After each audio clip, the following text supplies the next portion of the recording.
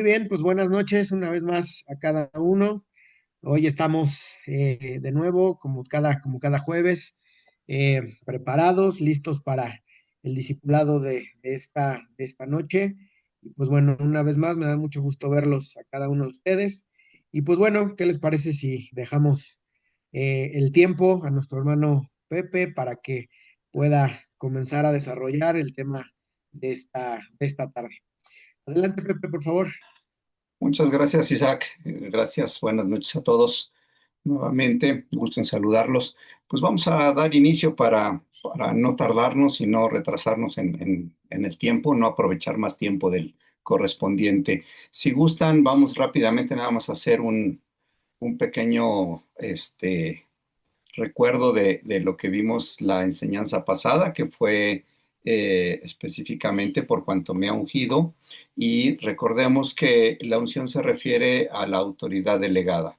Primer punto. Segundo punto, hablamos sobre la oración, que es parte fundamental, y que esta oración es la que nos encamina o nos lleva a desarrollar una relación personal y tener una comunión con Cristo.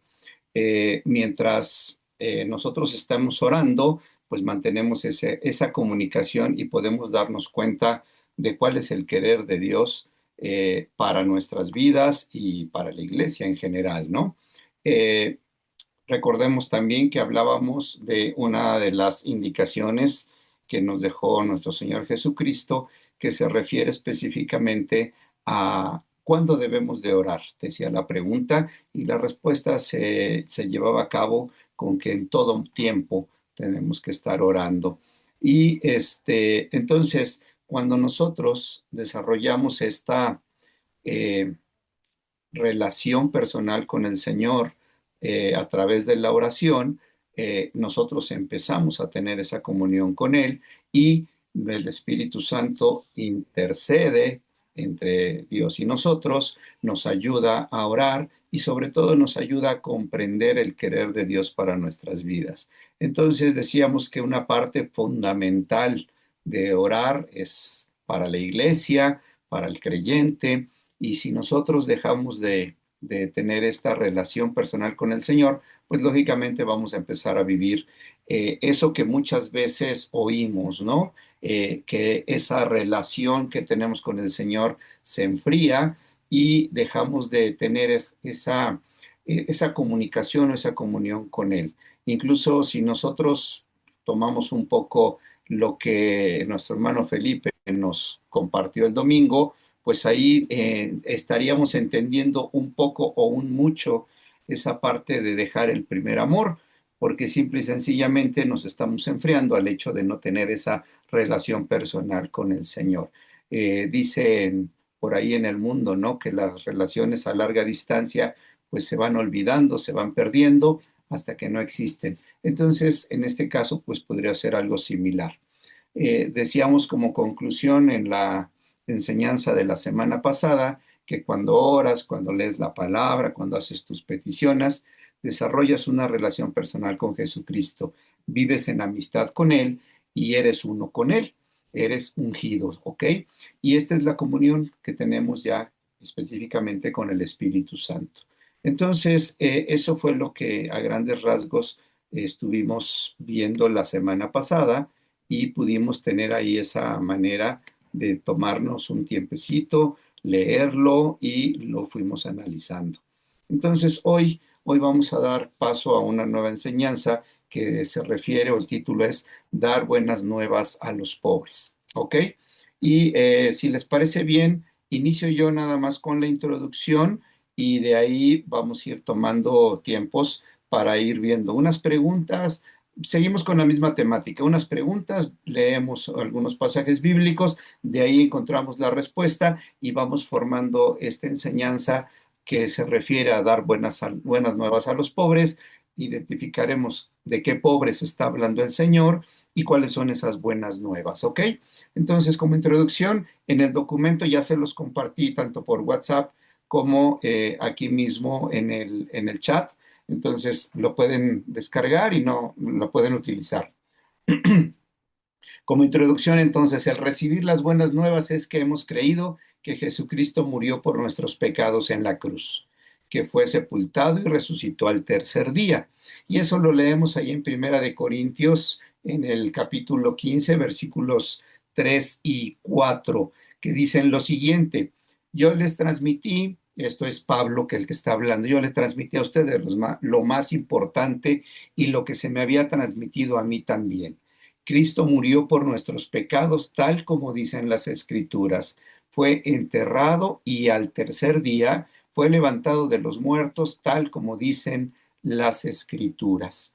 Y este es el Evangelio, entonces, y recibimos vida espiritual y somos salvos cuando lo creemos. Ahí en Efesios 2, 1, 5 tenemos otra referencia que va en relación a esto, que dice así en Efesios 2, 1 al 5: antes ustedes estaban muertos a causa de su desobediencia y sus muchos pecados.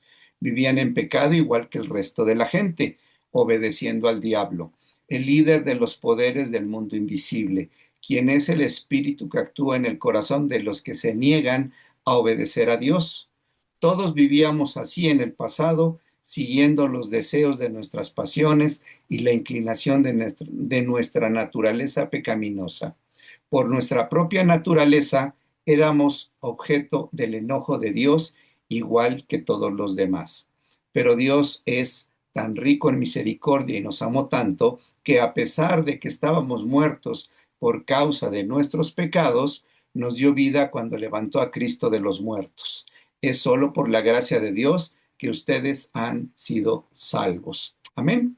Entonces, si nosotros vamos tomando en consideración esto que estamos leyendo y parte de la introducción, comprendemos entonces que las buenas nuevas se refiere justamente a esa buena noticia, a esa buena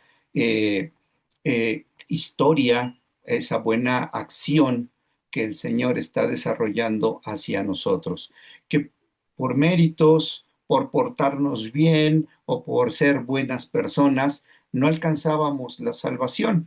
Y entonces, dentro del plan que Dios tenía para salvar a la humanidad, envió a su Hijo Jesucristo. Su Hijo Jesucristo tuvo, como hombre encarnado, como ese Dios encarnado, tuvo que cumplir con todas los puntos que venían dentro de la ley. Cumplió con toda la ley, obedeció en todo, y esa obediencia es la que al final del día es puesta a nuestra cuenta, es puesta en nosotros como si nosotros lo hubiéramos realizado. Y es esto entonces lo que nos lleva a empezar a comprender el por qué y para qué es que hemos sido salvados, hemos sido restaurados. Y entonces vamos a tomar en consideración esto primero. Recordemos, las buenas nuevas es lo que conocemos como el Evangelio. Sí, el Evangelio está en toda la Biblia, pero muy específicamente y sintetizándolo es la referencia que tenemos como que, siendo nosotros pecadores y no pudiéndonos salvar por nuestra cuenta, Dios envió a su Hijo para que su Hijo ocupara el lugar que nosotros nos correspondía para recibir el castigo por nuestras malas maneras de vivir. Él cargó con nuestra culpa y nos hizo inocentes. Él murió en la cruz y al morir nos limpia de pecado. Fue enterrado, pero resucita al tercer día. Y esa obediencia que Jesucristo ejerció durante toda su vida es puesta a nuestra cuenta. Al ser puesta a nuestra cuenta, entonces ahora nos hace justos como justo era Él. Eso quiere decir que ahora somos vistos delante de los ojos de Dios como obedientes. ¿Ok? Entonces, aunque hoy lo decimos de una manera muy rápida, sintetizada, cuando tú te detienes y lo analizas, es algo extraordinario, es algo que vale mucho y sobre todo es algo que de repente a mucha gente le cuesta trabajo creerlo por el simple hecho de decir o por el hecho de que hemos sido enseñados, acostumbrados a que todo tiene un precio. Y entonces ahora esta salvación debería de tener un precio, ¿no? Y cuando nos damos cuenta que es un regalo, a mucha gente nos cuesta trabajo tomarlo. creerlo. Pero cuando tú ya entras en esa iniciativa de creer esto para ti, para tu vida, de primero que nada darte cuenta y comprender y aceptar que efectivamente vivías separado de Dios porque no tomabas decisiones en base a su consejo, porque hacías las cosas por tu cuenta, a tu manera o como veías que los demás hacían. Eso quiere decir todas esas malas maneras de vivir, que en otras palabras también es pecado. A mucha gente la palabra pecado le hace mucho ruido y mucha gente también dice, es que yo no peco, yo no he matado, yo no he robado, etcétera, ¿no? Pero no solamente son esos puntos. Recordemos que es todas las decisiones que tomamos sin tomar en consideración el querer o el consejo de Dios. Y muchas veces hicimos muchas cosas que le pusimos cara de algo bueno cuando no lo era. Un ejemplo muy rápido es aquellas mentiras piadosas, ¿sí? Los mandamientos dicen que no mentirás, pero hay quien dice, bueno, pero una mentira blanca, no tiene problema, ¿no? Mentir es mentir. Para Dios no hay mentiras blancas, grises, azules o verdes. Simple y sencillamente el Señor dice, no mentirás. Y cosas como estas tan sencillas de repente las vemos muy, muy fácil, las ejecutamos muy fácilmente pensando que no tienen ninguna consecuencia, pero justo ahí es donde nos damos cuenta y ahí es donde yo te pido que vayas un poquito analizando qué pudiste haber hecho que no fue tan grave, pero que entra en el rango de haber hecho algo que Dios decía o aconsejaba que no se hiciera. Muchas veces alguien dice es que yo nunca he robado, pero te pongo un ejemplo. Muchas veces estás trabajando en algún lugar y de repente ves ahí un lápiz y resulta que ese lápiz a lo mejor le hace falta a tu hijo y lo tomas y te lo llevas, ¿no? Y dices, bueno, ahí va dentro que se cuente dentro de mi salario que no me dan o de mis horas extras que no me han dado o de las utilidades que ahí se tome eso, ¿no? Al final de cuentas, ¿lo pediste? No. ¿Lo tomaste? Sí.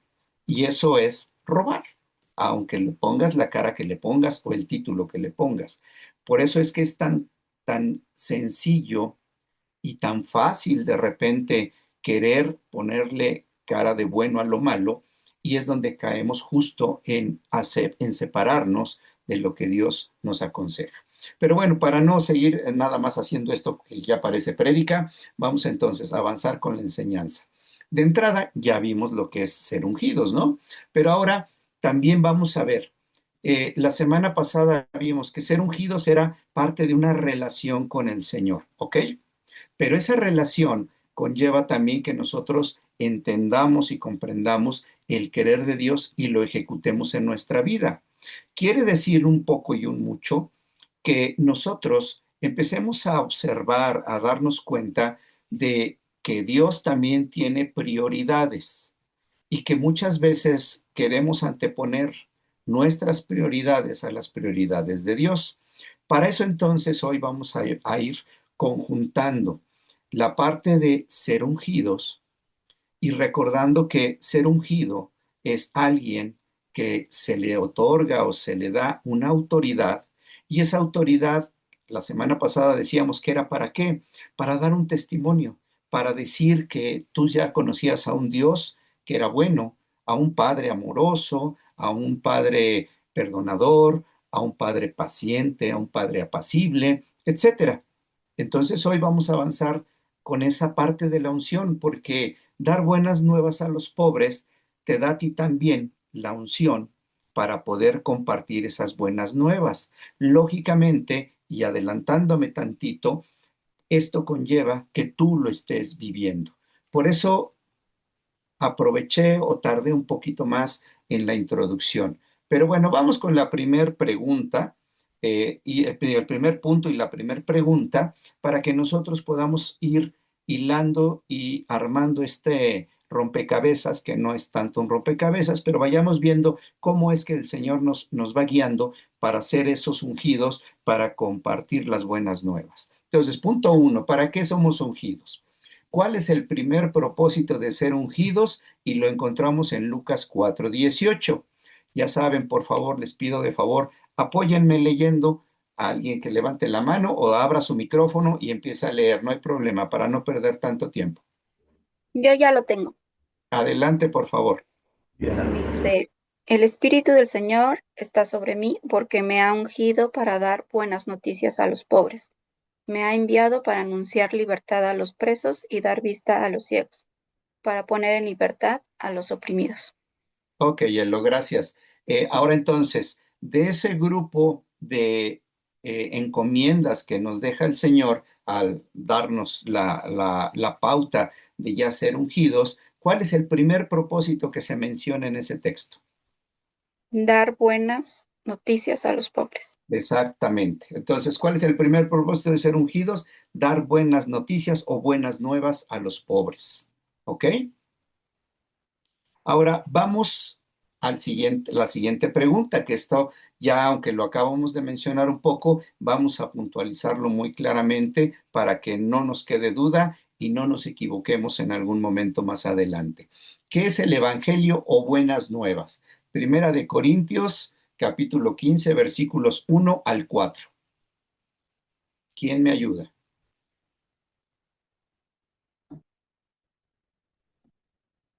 Mi hermano Ah, Felipe, pero ahí le está costando un sí, poquito el sí. micro. Adelante, hermano, por favor. Ahora, hermanos, amados hermanos, permítanme recordarles la buena noticia que ya les prediqué. En ese entonces la recibieron con gusto y todavía permanecen firmes en ella. Esa es la buena noticia que los salva. Si ustedes siguen creyendo el mensaje que les prediqué, a menos que hayan creído algo que desde un principio nunca fue cierto, yo les transmití a ustedes lo más importante y lo que se me había transmitido a mí también. Cristo murió por nuestros pecados, tal como dicen las Escrituras. Fue enterrado y el tercer día fue levantado de los muertos, tal como dicen las Escrituras. Lo vio Pedro y luego lo vieron los dos. Ok, hermano, muchas gracias. Entonces, si se dan cuenta, lo primero que dice Pablo ahí es que él está transmitiendo algo importante y puntual que a él le transmitieron también. Eso quiere decir que entonces Pablo, así como leemos muchas veces, pareciera que Pablo, después de que queda ciego, recupera la vista, en ese momento se arranca y empieza a evangelizar. Bueno, seguramente, y por este tema que estamos leyendo, él todavía pasó por una etapa donde fue enseñado en base al Evangelio. Recordemos que él no vivió, no convivió con Jesús, ¿sí? Entonces, él debió de escuchar de alguien más, de alguno de los apóstoles, esto que él está hoy hablándonos, que Cristo murió en la cruz para perdón de nuestros pecados y que resucitó al tercer día para nuestra justificación. Vuelvo y repito, aunque el Evangelio, ¿sí? Y las buenas noticias, que es el Evangelio, está en toda la Biblia, lo resumimos de esta manera ya muy puntual para ser más prácticos, ¿ok? Entonces, ¿qué es el Evangelio o buenas noticias? Dice ahí también Romanos 4:25, último versículo que leemos sobre esta, Él fue entregado a la muerte por causa de nuestros pecados y resucitado para hacernos justos a los ojos de Dios, ¿ok? Entonces, si nos damos cuenta, lo más importante aquí al entender, al comprender y al compartir el Evangelio, no estamos hablando de otra cosa más que, primer punto, que nosotros estemos claros que éramos pecadores. Primer punto. Y vuelvo y repito, pecador se refiere a hacer todo lo que Dios decía que no se tenía que hacer. ¿Ok? Fuimos justificados, fue puesta la obediencia de Cristo en nosotros y ahora delante del Señor somos obedientes, somos hechos justos, no por nosotros mismos, porque no es por nuestra fuerza ni por nuestra capacidad, es por el amor tan grande que Dios tiene, por esa manera que Él nos da ese regalo, Él nos da la obediencia a nosotros, ¿ok? Entonces, ya quedamos claros en cuáles son o cuál es el Evangelio o cuáles son las buenas noticias. Si no hay duda hasta aquí, avanzamos a la siguiente pregunta. ¿Sí? ¿Avanzamos? ¿Todo bien? Perfecto. ¿Qué empezó a predicar Jesús? Y tenemos la referencia en Marcos 1, versículos 14 y 15. ¿Quién me apoya, por favor?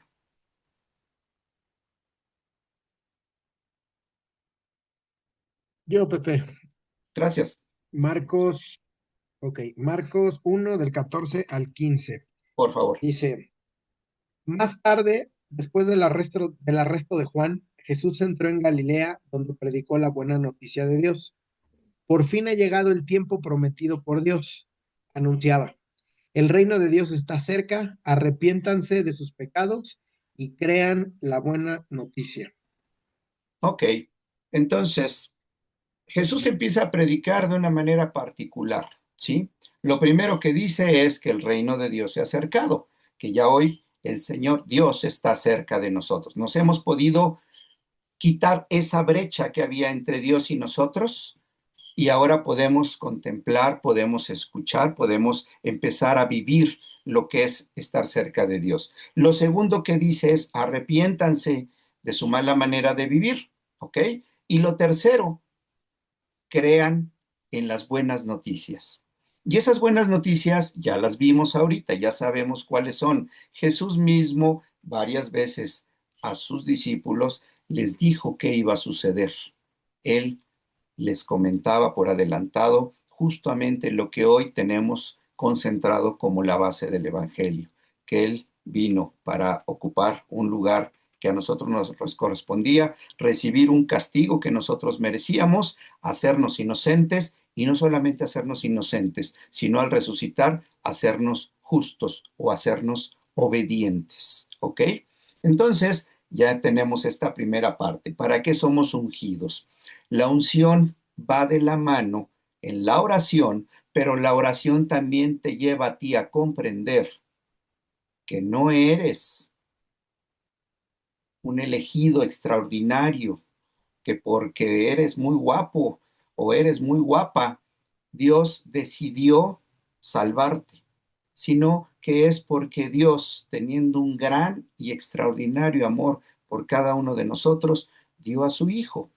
Y su Hijo, por ese amor también, primero al Padre y luego a cada uno de nosotros, estuvo determinado a entregar su vida, a ocupar el lugar que nosotros teníamos que haber ocupado, recibir el castigo que nosotros merecíamos, hacernos inocentes, morir, resucitar al tercer día y toda su vida, que fue obediencia al Padre, ahora esa justicia, ponerla a nuestra cuenta, ponerla a tu cuenta, ponerla a mi cuenta.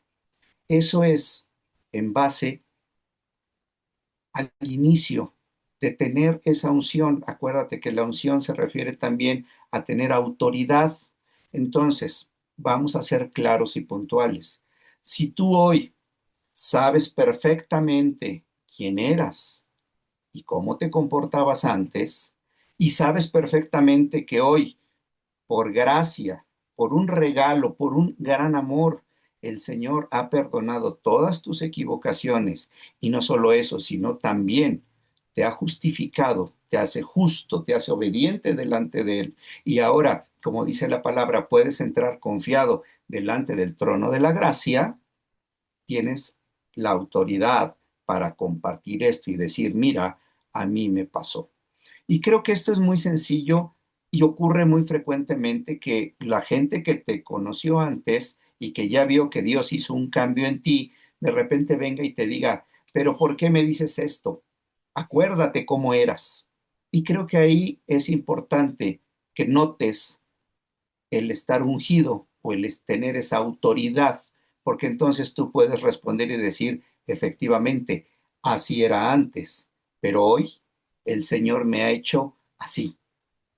¿Te das cuenta cómo va embonando esta parte que decíamos?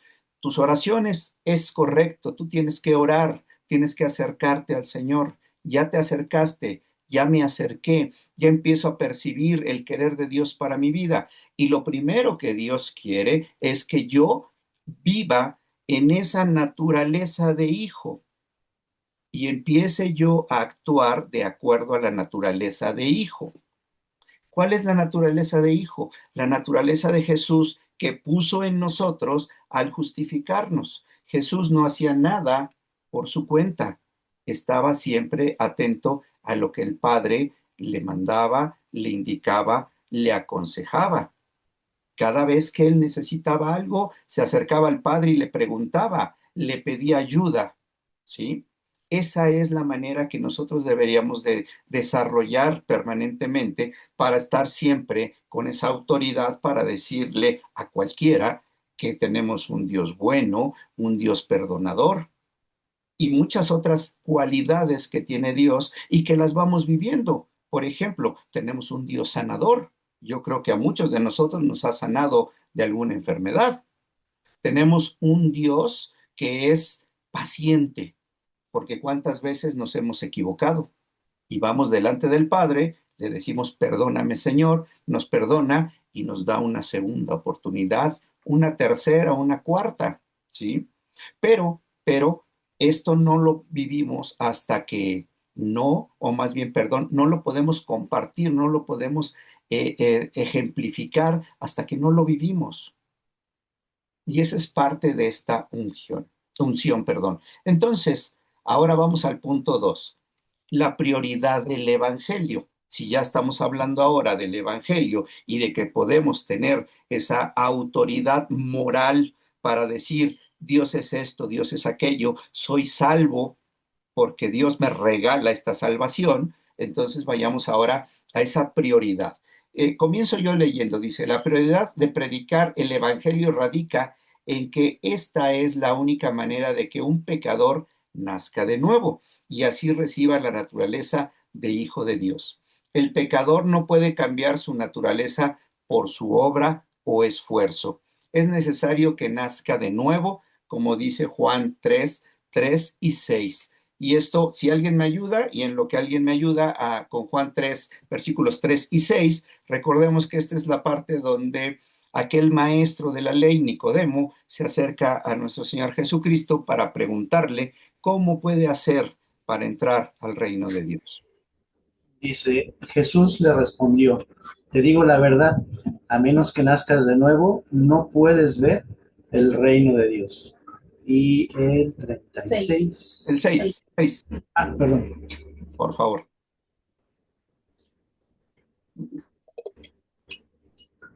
El ser humano solo puede reproducir la vida humana, pero la vida espiritual nace del Espíritu Santo. Gracias, hermano. Entonces, dándole seguimiento a esto que estábamos diciendo, hablábamos de que alguien tiene que darse cuenta y aceptar que es pecador, que el Señor le salva y todo este proceso que acabamos de comentar. Eso entonces es el nuevo nacimiento.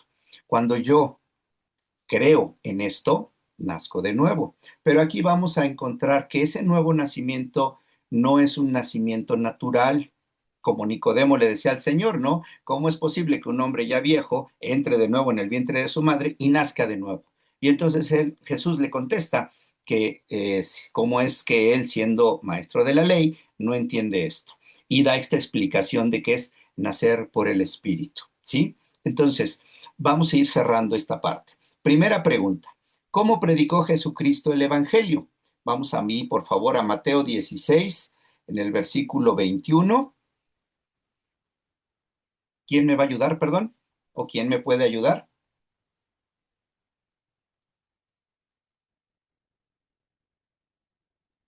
¿Quieres yo? Adelante, por favor. Mateo 16, 21, ¿verdad? Sí, por favor. Dice, desde entonces empezó a explicarles claramente que era imprescindible que fuera a Jerusalén, que allí sufriría mucho en manos de los dirigentes judíos y que, aunque al fin lo matarían, a los 3 días resucitaría. Ok. ¿Sí es eso?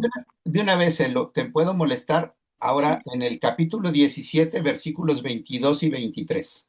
Sí, 17, 22 y 23 dice, un día, estando aún en Galilea, les dijo, alguien me va a traicionar y me va a entregar a los que quieren matarme, pero al tercer día resucitaré. Los discípulos se estremecieron de tristeza y temor. Ok, ahora de una vez, aprovechando el viaje, ¿verdad? Sí, Mateo 20, versículos 18 y 19. Mateo 20, 18. Y 19, por favor. mm, Ay, ¿dónde está? Aquí está. 18. Y les habló de lo que les sucedería cuando llegaran a la capital. Seré entregado a los principales sacerdotes y escribas, y me condenarán a muerte. Luego me entregarán a los romanos para que se burlen de mí y me crucifiquen, pero al tercer día resucitaré. Gracias, Elo. Muchas De nada. gracias. Entonces, a ver, si nosotros retomamos la pregunta y tomamos en consideración lo que acaba de ayudarnos Elo leyendo, ¿cómo predicó Jesucristo el Evangelio? ¿Cómo contestarías esta pregunta? No se me amontonen, no me hablen todos al mismo tiempo porque no les entiendo. Yo creo que principalmente fue la crucifixión, ¿no? O Exacto. sea, en los tres que leímos habla de que Jesús iba a ser entregado, muerto, pero resucitado al tercer día. Es correcto. Y si nosotros tomamos en consideración el pensamiento judío, a nosotros de repente no nos hace tan rápido clic porque no traemos la cultura judía. Pero si nosotros recordamos y retomamos algo que ya hemos platicado en otras ocasiones, e incluso en algunas predicaciones, el pensamiento, la idiosincrasia judía, ¿cuál era? La ley de Moisés decía que si una persona era pecadora, lo reconocía, pero quería limpiar su pecado, tenía que llevar un sacrificio, tenía que realizarse un sacrificio. Y el sacerdote ayudaba a la gente entonces, ayudándole, o, perdón por el pleonasmo, llevando a cabo este sacrificio. La persona llevaba un cordero y ese cordero era sacrificado, ¿sí? Se derramaba sangre, porque, acuérdense, y nosotros tenemos siempre muy constantemente esa parte de la palabra que dice que el fin del pecado es la muerte. Entonces tenía que haber muerte, ¿sí?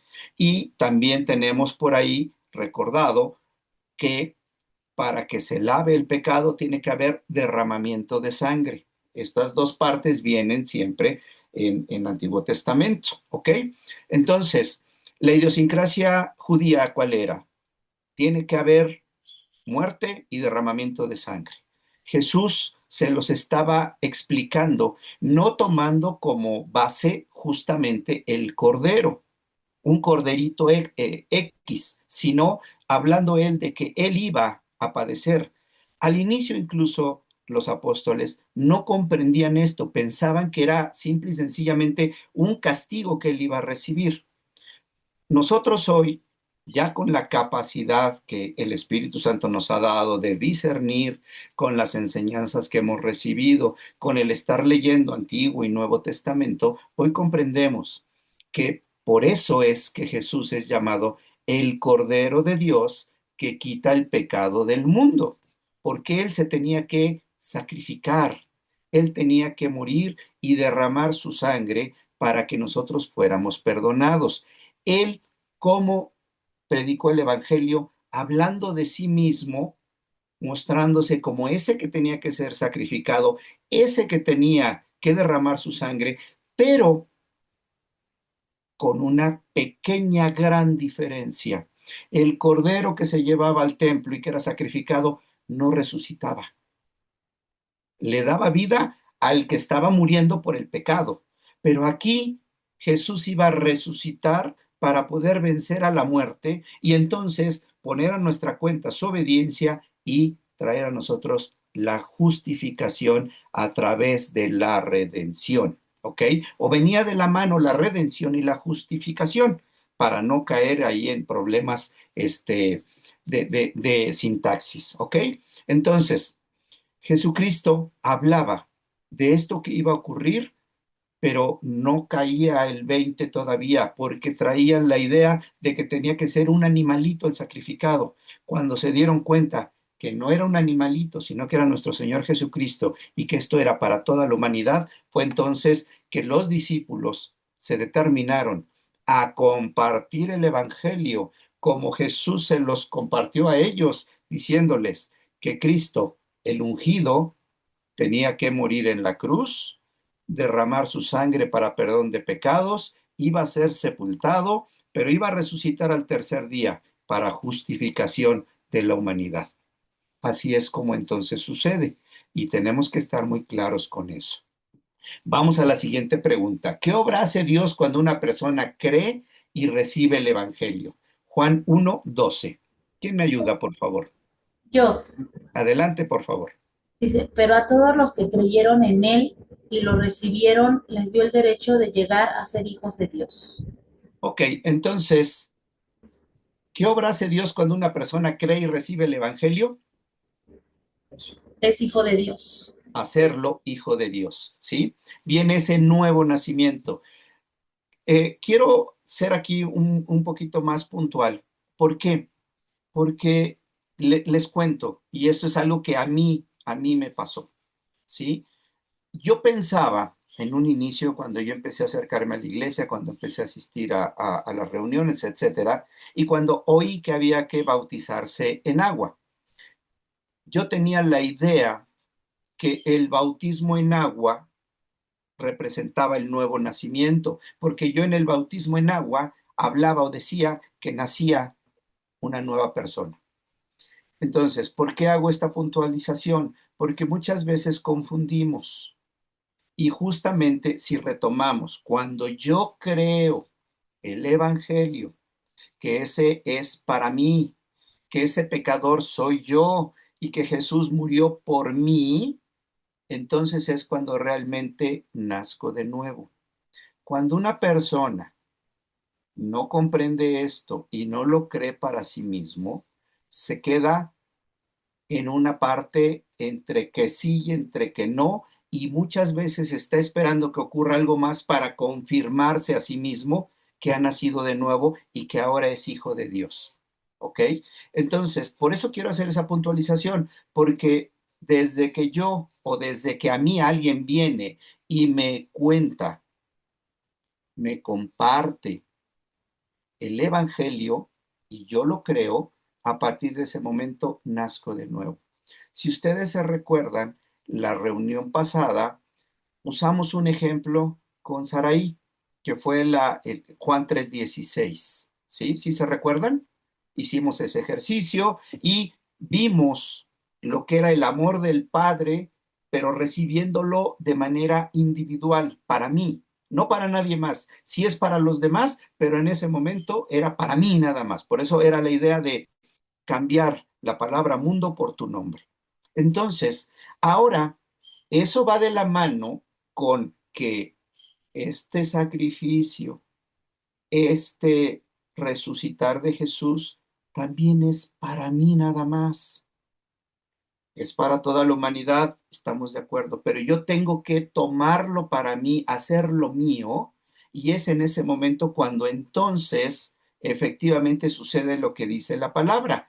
Todo el que oye y lo cree, entra en iniciativa de ser hecho hijo de Dios. Muchas veces nuestro tema es justo eso, que no lo creemos. ¿Por qué? Porque nos sentimos indignos, porque sabemos o así nos enseñaron que había que dar algo a cambio. Por eso tenemos en la Iglesia Católica mucha gente que se va de rodillas a tal lugar o que carga nopales en la espalda, que hace cosas raras, cosas fuertes, cosas que lastiman, se lastiman a sí mismos, pensando, suponiendo que eso les va a ayudar para que esto ocurra, cuando realmente lo único que necesitas es creer que es para ti. O incluso dentro de la iglesia, dentro de nuestra iglesia, perdón, pero también yo he oído gente que va a hacer el sacrificio de entrar en ayuno de Coca-Cola para que el Señor le haga un milagro, o de pan de dulce, se los prometo que lo he oído. ¿Sí? Y digo, bueno, no es correcto. Están pensando en que si me sacrifico, le hago manita de puerco al Señor y entonces el Señor me va a bendecir o me va a ayudar o me va a hacer un milagro, ¿no? Es algo similar. Todos traemos esa ideología porque así nos enseñaron. A ver, ¿quieres esto? Es que antes tienes que hacer esto. ¿Quieres salir a la fiesta? Ah, pero antes, arregla toda tu recámara y sales, ¿no? Era un toma y daca, pero con Dios no es así. Entonces, eso es lo que de repente nos cuesta un poquito de trabajo. Por eso hay que ser tan puntuales en esto, aun cuando ya llevamos tiempo en la iglesia, y si nos estamos acercando apenas, pues es todavía más vital que logremos comprender esta parte, ¿ok? Por eso es importante que nosotros escuchemos justamente ese sacrificio que hizo Jesús por amor para nosotros y hacia nosotros, y para beneficiarnos a nosotros. Vamos a la siguiente pregunta. ¿Qué obra hace Dios cuando una persona cree? Ah, no, perdón, esa ya la vimos. Cree y recibe el Evangelio, entra en la iniciativa de ser hecho hijo de Dios. ¿Quién engendra a los que reciben y creen a Jesucristo como su Salvador? O sea, ¿quién es nuestro papá? Juan 1:13.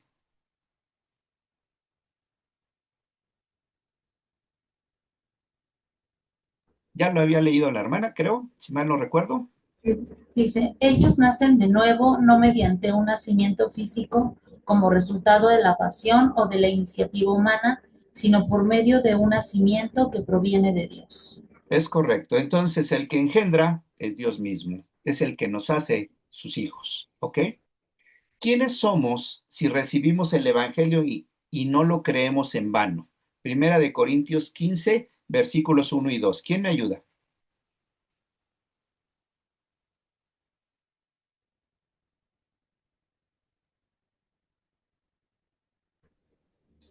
Dice, ahora, amados hermanos, permítanme recordarles la buena noticia que ya les prediqué. En ese entonces la recibieron con gusto y todavía permanecen firmes en ella. Esa es la buena noticia, que los salva si ustedes siguen creyendo el mensaje que les prediqué, a menos que hayan creído algo que desde un principio nunca fue cierto. Ok. ¿Se dan cuenta? Con esto que estamos aquí leyendo, eh, apuntalo un poco lo que acabo de decir. Muchas veces decimos que lo creemos, pero algo dentro de nuestro interior todavía nos dice que no puede ser tan así, tan fácil, ¿sí? Yo he oído a muchas personas que se están acercando y dicen, ah, así de fácil nada más hay que creer. Sí, así de fácil nada más hay que creer. Ah, entonces yo pude haber sido la más mala persona y ya con creerlo que he sido perdonado, soy perdonado. Bueno, sí, pero conlleva también que tú tienes que cambiar, que no vas a seguir siendo la misma mala persona, ¿sí? Y entonces el Evangelio está teniendo un efecto en ti, que eso es algo muy importante. Ese efecto que el Evangelio tiene en nosotros es vital y va de la mano con que realmente creamos. Y con esto también podemos entender que puede haber gente que se dice creyente que no lo es. Creyente es el que cree, no solamente el que dice que es cristiano, ¿sí? Y ahora aquí, si nosotros nos ponemos un poquito más estrictos, realmente, más que cristianos, deberíamos todos de decir que somos hijos de Dios, porque esa es la idea, que nosotros hoy funcionemos como hijos de Dios, esa es la identidad correcta. Entonces, si nosotros caminamos como hijos de Dios, ¿qué sucede? Que empezamos a vivir y a desarrollar el carácter de Cristo en nosotros, porque Cristo funcionó como hijo todo el tiempo que estuvo sobre esta tierra. Y entonces ahí es donde nosotros deberíamos de irnos desarrollando de esa misma manera. ¿Ok? Pero bueno, entonces, ¿quiénes somos si recibimos el Evangelio y no lo hemos creído en vano? Pues somos hijos de Dios. Y de esa manera debemos de vivir. Entonces, ser salvo es primeramente nacer de nuevo. Con la naturaleza de hijo de ira e hijo de desobediencia, el camino para tener justicia y ser bendecido estaba cerrado para nosotros. Al intercambiar nuestra naturaleza con Jesucristo, Él tomó nuestros pecados como suyos y la sentencia que merecíamos la hizo suya también. Por eso murió por nuestros pecados. Al intercambiar con Él tomamos su naturaleza como justo, o sea, sea obediente, Él obedeció por ti para poner a tu cuenta toda su obediencia. Por ello eres justo y para el justo está abierto el camino para acceder a toda bendición por medio de la obra que Jesucristo hizo. ¿Ok? Entonces, esos son el inicio de los beneficios que conlleva el ser salvo, el ser hecho hijo de Dios. ¿Sí? Entonces, hay un impacto, acaba yo de mencionarlo, que el impacto del Evangelio en nuestras vidas nos transforma, pero muchas veces no nos queda claro. O sea, vamos, hay partes que no nos quedan tan claras, aunque estemos avanzando, pero cuando nos queda perfectamente claro, creo que el avanzar es más sencillo. Vamos a ver entonces, en el punto 3, el impacto del Evangelio cuando es creído. Y dice ahí, ser salvo es que experimentamos la salvación. Salvación significa sanidad, liberación, restauración, preservación, abrir un camino donde no lo hay y prosperar. Es necesario que la salvación que hay en Jesucristo se manifieste primeramente en mi vida y tu vida. Todo esto es por la obediencia de Jesucristo que nos abrió el camino al trono de gracia y por ella se manifiesta la bendición que el Padre siempre quiso darnos. ¿Ok? Entonces, ¿cómo es que nosotros notamos en una persona o en nosotros mismos que el Evangelio está teniendo un efecto en nuestras vidas? Dice acá que salvación, que es lo que nosotros decimos que somos salvos, cuando somos salvos, entonces la salvación significa sanidad, liberación, restauración, preservación o abrir un camino donde no lo hay, ¿sí? Vamos a ver los siguientes ejemplos, si les parece bien. ¿Cómo se manifestó la salvación en la suegra de Pedro? Marcos 1, capítulo 30 y 30, versículo 30 y 31, perdón. Capítulo 1, versículo 30 y 31. ¿Quién me ayuda? Yo. Gracias, Isaac. Eh, Dice, resulta que la suegra de Simón estaba enferma en cama con mucha fiebre. Se lo contaron a Jesús de inmediato. Él se acercó a la cama, la tomó de la mano y la ayudó a sentarse. Entonces la fiebre se fue y ella les preparó una comida. Ok, entonces, ¿cómo se manifestó la salvación en la suegra de Pedro?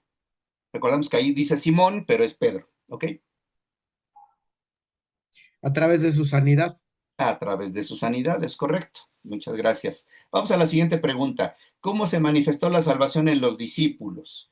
Marcos capítulo 4, versículos 37 al 39.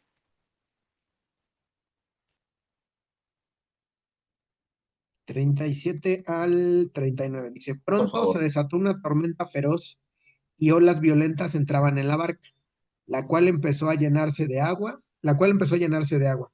Jesús estaba dormido en la parte posterior de la barca, con la cabeza recostada en una almohada. Los discípulos le despertaron. Maestro, ¿no te importa que nos ahoguemos? Gritaron. Cuando Jesús se despertó, reprendió al viento y dijo a las olas, silencio, cálmense. De repente el viento se detuvo y hubo una gran calma. Ok, entonces, ¿cómo se manifestó la salvación en los discípulos? Al ser preservada su vida. Ellos Ok. gritan, ¿no? Y dicen, Señor, que nos hundimos, nos morimos, nos ahogamos. Entonces ahí se manifiesta la salvación en la preservación de su vida. Ahora, una más. ¿Cómo se manifestó la salvación en Saulo de Tarso? Hechos capítulo 9, versículos 20 y 21.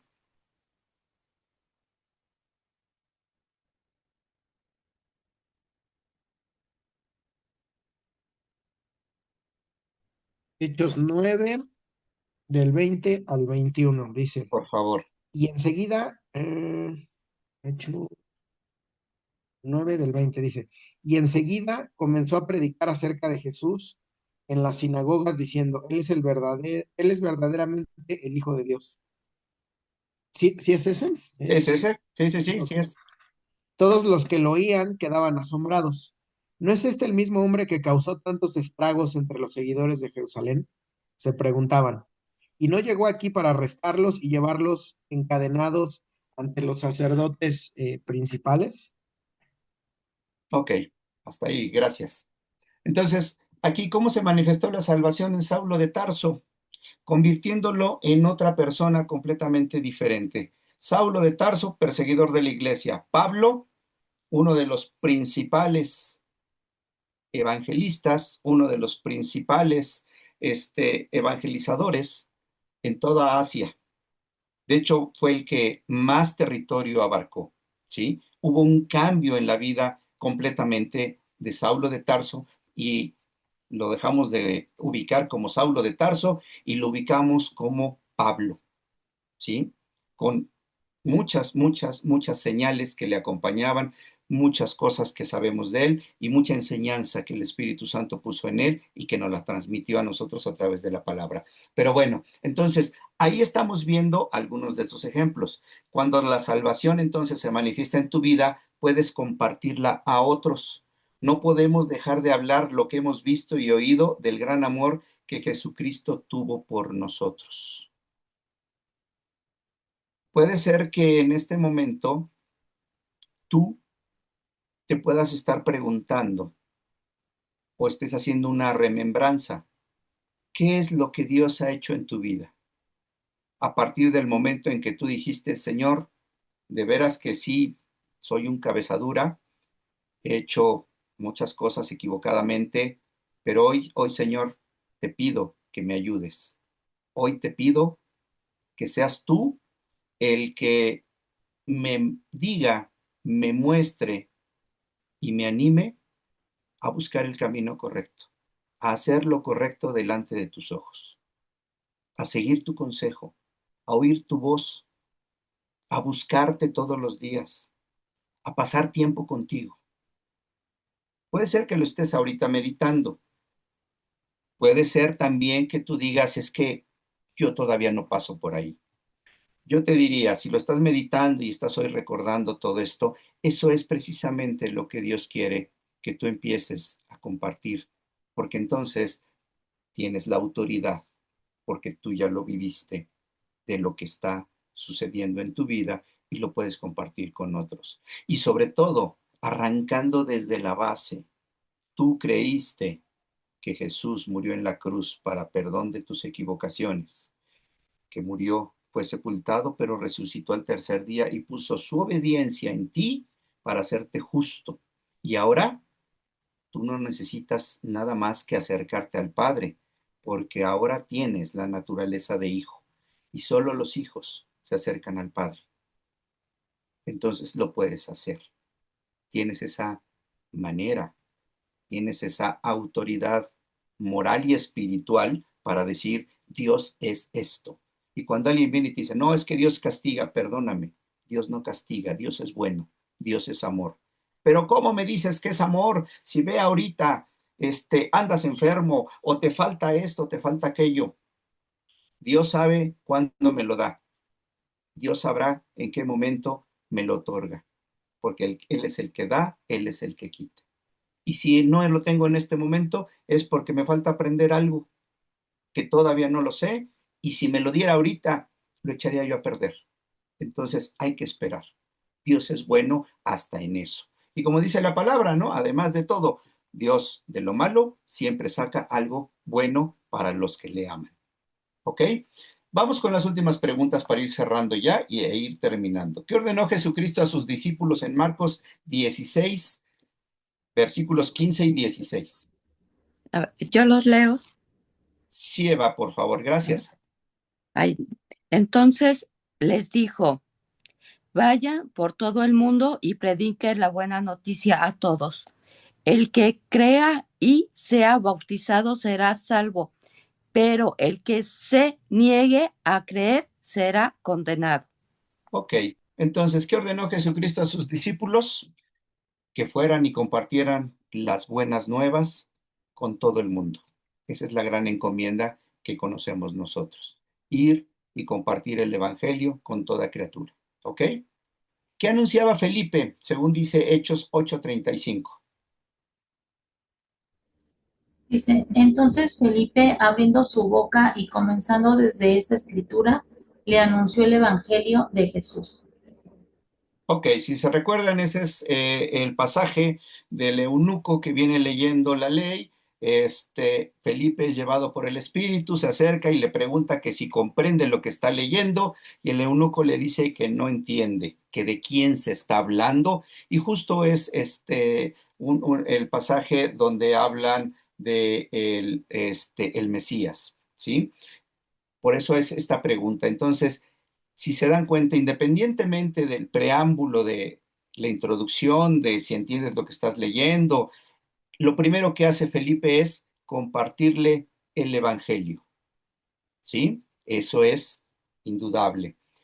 Ahora, ya que estamos claros en qué es el Evangelio, vuelvo a preguntarlo. Viene esta pregunta y dice, ¿qué es el Evangelio?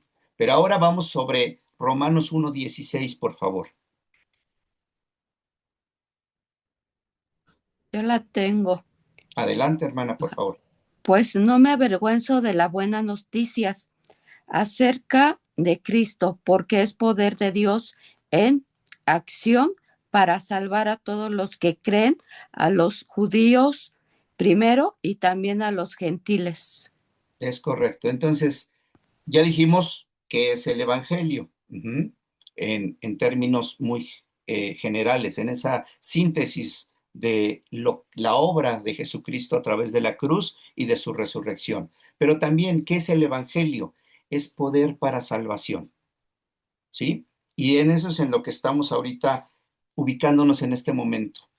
Si nosotros creemos esas buenas nuevas, si nosotros creemos esa buena noticia, si nosotros creemos el Evangelio, entonces lo que recibimos es salvación.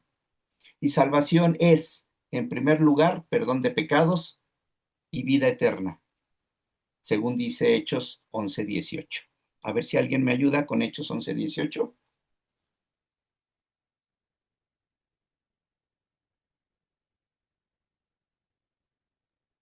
Hechos 11:18 dice, cuando, lo- cuando los demás oyeron esto, dejaron de oponerse y comenzaron a alabar a Dios. Dijeron, podemos ver que Dios también les ha dado a los gentiles el privilegio de arrepentirse de sus pecados y de recibir vida eterna. Amén. Gracias. Entonces nada más era para confirmar la salvación que nos da el Evangelio. Entonces, ya hoy estamos uniendo unción a través de la oración, unción en el sentido de tener autoridad moral para expresar algo. Estamos viendo las buenas nuevas. ¿A qué se refiere? Es la obra de Jesucristo en la cruz a favor de cada uno de nosotros. Pero entonces, a ver, nos queda una duda, creo yo. ¿Quiénes son los pobres? ¿A qué pobre se refiere? Yo voy a leer Ah, Mateo 5:3 y si alguien me ayuda con Romanos 7:24, ¿quién dice yo? Bueno, leo Mateo 5:3, ¿sale? Dios bendice a los que son pobres en espíritu y se dan cuenta de la necesidad que tienen de Él, porque el reino del cielo les pertenece. Romanos 7:24, ¿quién lo tiene? Yo, Adelante, dice, hermano. miserable de mí, ¿quién me librará de este cuerpo de muerte? Ok, entonces, ¿quiénes son los pobres?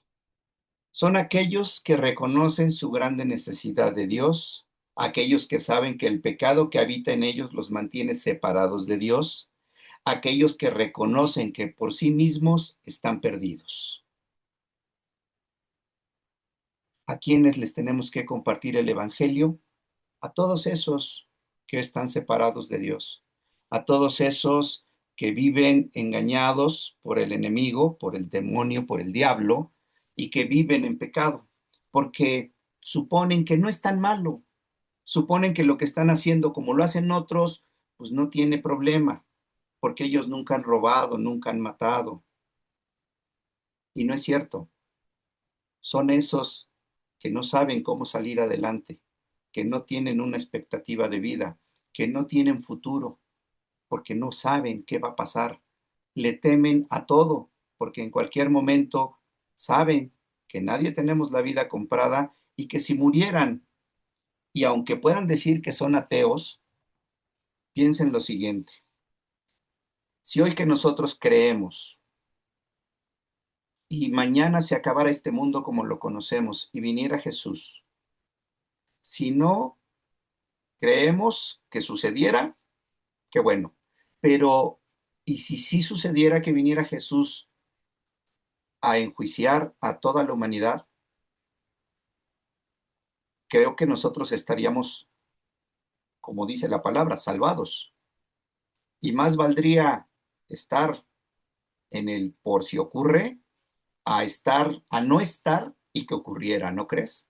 Entonces, al final del día, creo que lo importante es que nosotros comprendamos qué es el Evangelio y que cuando tú compartes el Evangelio es poder para salvación, así como fue poder para salvación para ti mismo, es para otros. Y Dios, Jesucristo mismo, nos ha encargado que compartamos esas buenas noticias para que la gente pueda vivir en la verdad y deje de vivir en la mentira. Yo te diría, ahí en la conclusión, ya después la vuelves a leer, cuando hables con alguien, cuando compartas el Evangelio, puedes comentarle lo siguiente.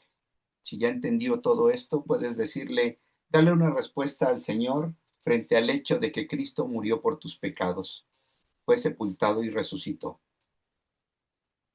¿Lo crees? Si lo crees, es para ti. Si lo crees, recibes salvación, vida eterna. Empiezas a funcionar como hijo de Dios y tu vida va a cambiar, porque sí o sí, el Señor va a poner su Espíritu Santo para que te guíe y vas a empezar a escucharle y vas a empezar a tener una relación personal con él. Nosotros que ya lo creímos, somos ungidos primeramente para anunciar el Evangelio.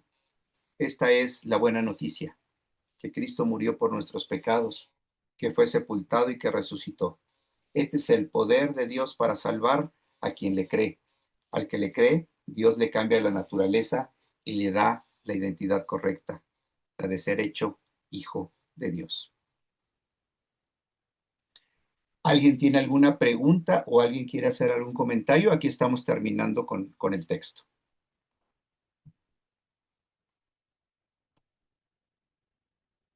¿No? ¿Todo bien?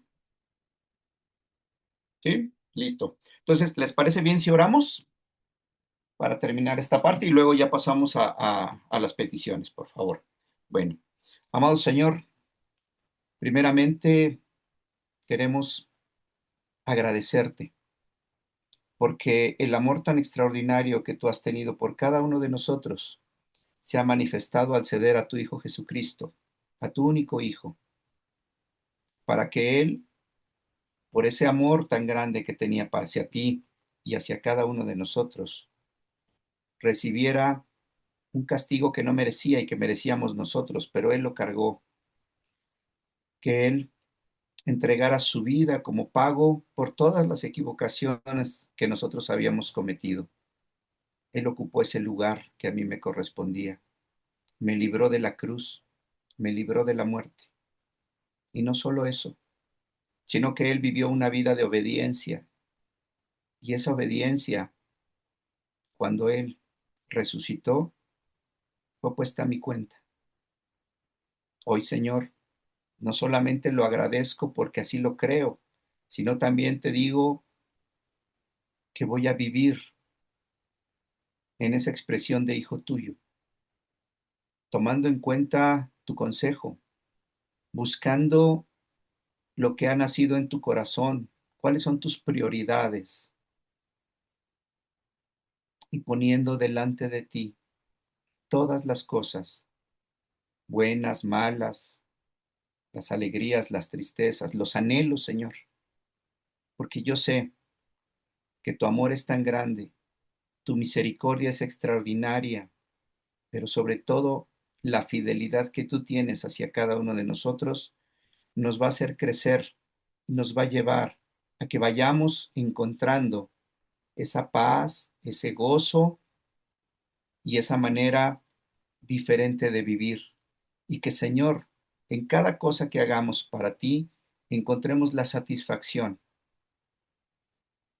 de poder hacer algo, no como pago, porque nunca pagaremos lo que tú hiciste por nosotros, sino como una expresión de agradecimiento por ese sacrificio en la cruz, por ese perdón de pecados, por ese cambio de naturaleza, por esa adopción que tuviste para cada uno de nosotros. Por eso hoy te agradecemos y te bendecimos. En el nombre de Cristo Jesús. Amén, Señor. Listo. Adelante, mi estimado Isaac.